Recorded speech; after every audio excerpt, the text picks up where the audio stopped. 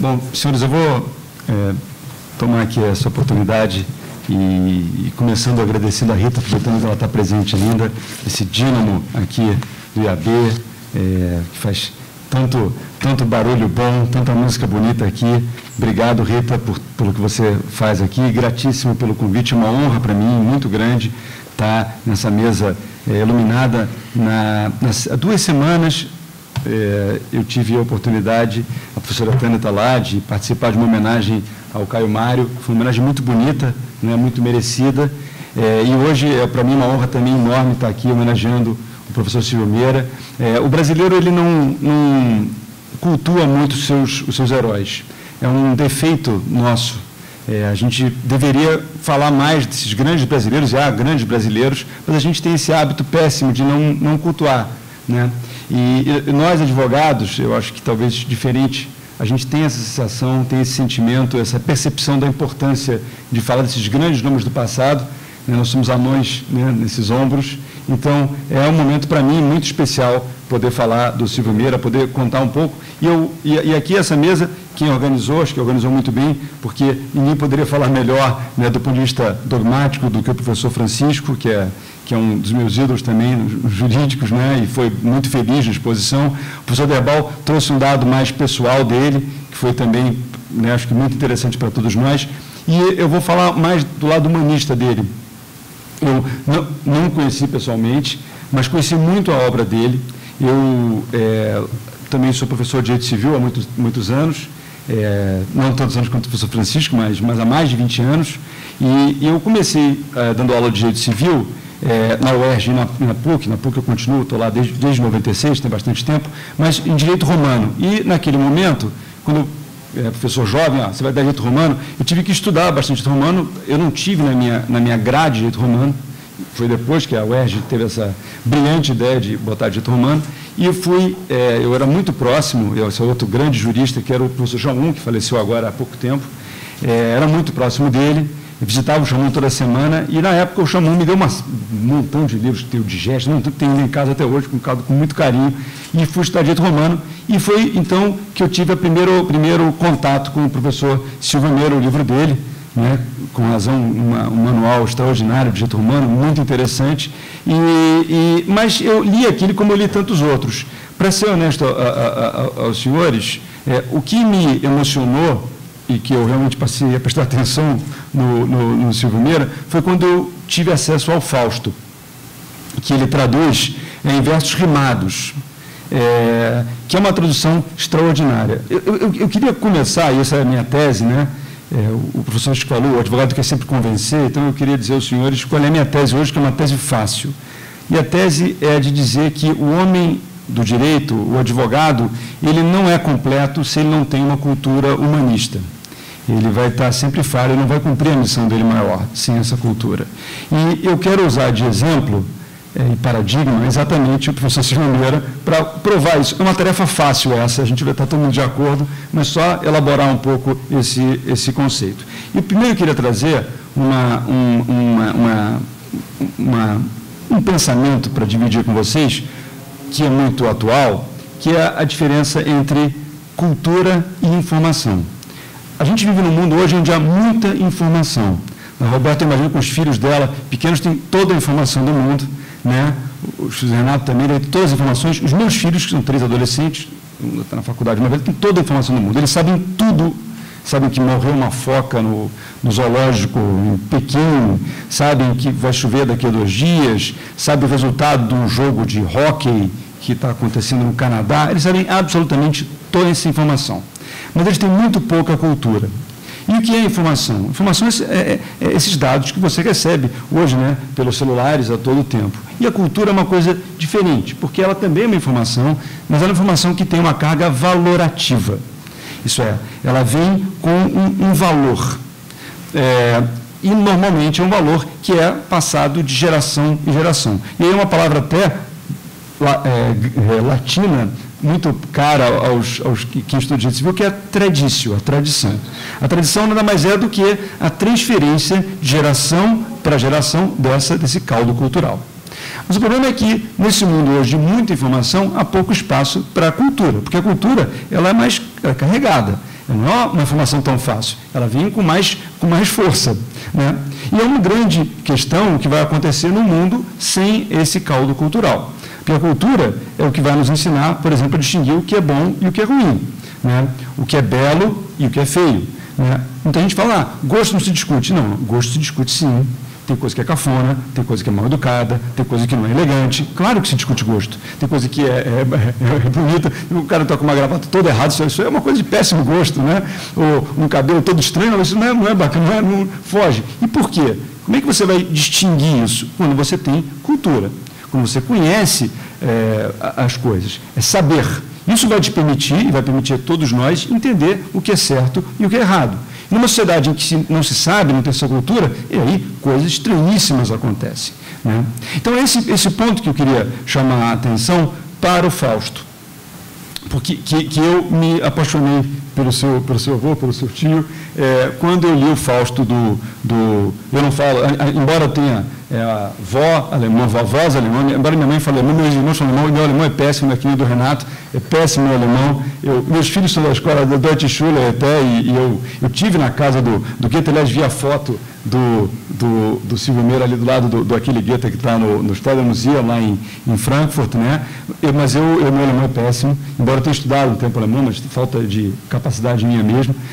Mas o Goethe do Silvio Meira é extraordinário, ele faz metrificado. E qual é a história do Goethe? Eu estou dizendo isso aos senhores porque eu perguntei, já me preparando, também como professor, me preparei para estar aqui hoje, e na semana passada eu perguntei para meus alunos na faculdade, na PUC, quem tinha lido Fausto. E, como eu esperava, infelizmente, a resposta foi: ninguém leu Fausto. Ninguém leu Fausto. Não sabia nem o que era Fausto, o que é uma pena. Então, eu vou rapidamente falar para os senhores como é que essa história extraordinária do Fausto, que é incrivelmente atual. Né? Ele começa com Mefístofes, né? E Deus meio que discutindo, e Mefístofes dizendo que pode seduzir um homem muito sábio, muito bom, mas que todo mundo tem o seu preço e ele pode seduzir o Fausto. O Fausto é um doutor, ele é doutor em Direito, ele é doutor, como Goethe era, aliás, Goethe era um advogado, né? Goethe tinha formação direito, né? De direito. Em química, ele era meio alquimista, ele era em medicina, ele era doutor em filosofia também, quer dizer, um homem completo, um homem que sabia tudo. Mas o diabo diz, mas ainda esse cara, que é um homem muito sábio, eu posso corromper. Porque ele tem algum desejo que eu vou poder entrar por esse desejo. E assim é feito. E ele troca Goethe, que é o Fausto, que é a sabedoria profunda, ele está deprimido, ele pensa até em se matar, porque ele já não encontra mais para onde vai, mas Mefístofes vai lá e seduz o Fausto. E combina com ele, na Terra você vai ter tudo, vai ter toda a sabedoria, o que mais você quiser, mas na vida, no outro mundo você vai ser, a sua alma vai ser minha. E ele topa, ele faz esse acordo.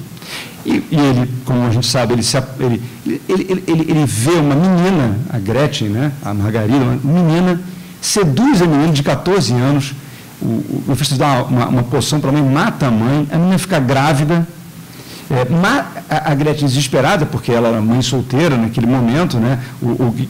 O Fausto é de 1808, a primeira parte, que é essa mais emocionante, tem uma segunda parte que é de 1832, mas ele então, quando o Fausto percebe toda aquela desgraça, que a menina que ele seduziu está presa, está desgraçada, matou o filho, a mãe morre, ele se arrepende. Ele vai atrás de Gretchen, a Gretchen morre, mas ele sabe que ela é perdoada, mas ele percebe tudo aquilo. Ele percebe toda aquela desgraça. É incrível como é uma história atual, porque ela trata de uma coisa muito humana, que são os desejos, que são as tentações que nós todos sofremos. E hoje em dia, as tentações elas estão a essa distância, né? Estão muito mais próximas da gente, estão muito mais fortes. E o Brasil todo se perdeu porque essas tentações vieram e as pessoas não tiveram os valores para resistirem a essas enormes tentações que eles sentiram. Então, Silveira vai e fala e cuida dessa história. Bom, a gente pergunta assim, por que um advogado deve ler? Né? Por que um advogado deve conhecer isso? Né? Hoje em dia se fala muito da inteligência artificial. Né? As pessoas dizem, os advogados não vão ter emprego daqui a 20 anos, porque com essa velocidade toda das coisas, né, daqui a pouco uma máquina vai conseguir entender muito mais rápido que a gente o número de leis, quais são as leis que se aplicam, qual é a jurisprudência, enquanto a gente ainda vai estar pensando, a máquina já vai cuspir aquela informação. Mas a pergunta é, a máquina vai conseguir compreender o sofrimento do cliente quando ele chega para o advogado com um problema? A máquina vai ter a sensibilidade de ver a injustiça, porque a justiça é um conceito humano, né? A máquina vai conseguir perceber isso? Ou, de outro lado, será que uma máquina pode fazer um poema? Talvez até possa fazer um poema, mas será sempre um poema querido, não um poema sentido, como nós. Né? Um poema que a gente faz é um poema que a gente sente, que a gente extravasa. A máquina não será jamais capaz de fazer isso, ela pode até imaginar e saber. E o Silvio Meira foi exatamente essa pessoa. Ele era um pianista, né? Ele conhecia a arte, ele viajou para estudar arte, então um homem completo. Eu estava aqui falando, eu lembrei, eu queria ler muito rapidamente uma carta muito bonita, que foi uma resposta de um ministro da Suprema Corte americana, Felix Frankfurter. Ele nasceu até na Alemanha, porque ele era judeu, ele foi para os Estados Unidos, e lá ele vira ministro de uma corte, foi um grande advogado. Ele recebe uma carta de um garoto, um menino, chamado Paul, que devia ter, 12 anos de idade, perguntando o que eu tenho que fazer para me transformar num advogado. Ele escreve essa carta para o ministro. E é uma carta que responde um parágrafo, por isso que eu vou ler. Ele diz o seguinte: meu querido Paul, ele, ministro, que já faleceu, escreve para esse garoto. Ninguém consegue ser um advogado verdadeiramente competente se não for um homem culto, disse o ministro. Né? Se eu fosse você, esqueceria tudo que diz respeito à preparação técnica para o direito. A melhor forma de se preparar para o direito é começar os estudos de direito com uma pessoa culta. Somente assim se consegue adquirir a capacidade de usar a língua inglesa, escrita e falada, bem como os hábitos do pensamento claro, que somente uma educação verdadeiramente liberal pode dar. Não menos importante para o advogado é o cultivo das faculdades imaginativas por meio da leitura da poesia, da exposição a grandes pinturas, em seus originais ou em reproduções facilmente disponíveis, e das grandes músicas. Abasteça sua mente com uma excelente leitura. Amplie e aprofunde seus sentimentos ao experimentar verdadeiramente e ao máximo os maravilhosos mistérios do universo e esqueça por completo sua carreira futura. Com saudações, atenciosamente, Felix Frankfurter. No fundo, ele estava dando a esse jovem rapaz a recomendação que eu acho que o Silvio Meira, de uma outra forma, deu a gente também, que é para que a gente possa, de fato, exercer a nossa atividade e ser um cidadão melhor, um profissional melhor, a gente tem que se assenhorar de todos esses valores, porque apenas assim a gente vai poder implementar um mundo melhor, com bons valores, sabendo distinguir as coisas certas das coisas erradas. Eu queria terminar, de novo, agradecendo imensamente a oportunidade de estar aqui, a alegria de estar aqui. É uma reflexão que eu tive para fazer essa minha exposição aqui, enaltecendo o papel do Meira, dizendo o seguinte: o que salva o Fausto não é a cultura dele, o que salva o Fausto é a humanidade dele. Ele era um homem que sabia um montão de coisas, que tinha uma série de informações, mas o que vai salvá-lo, de fato, e salvar a humanidade é esse sentimento dele. Esses valores. Né? Enfim, isso que acho que é a grande lição do Silvio Meira para todos nós. Obrigadíssimo pela atenção.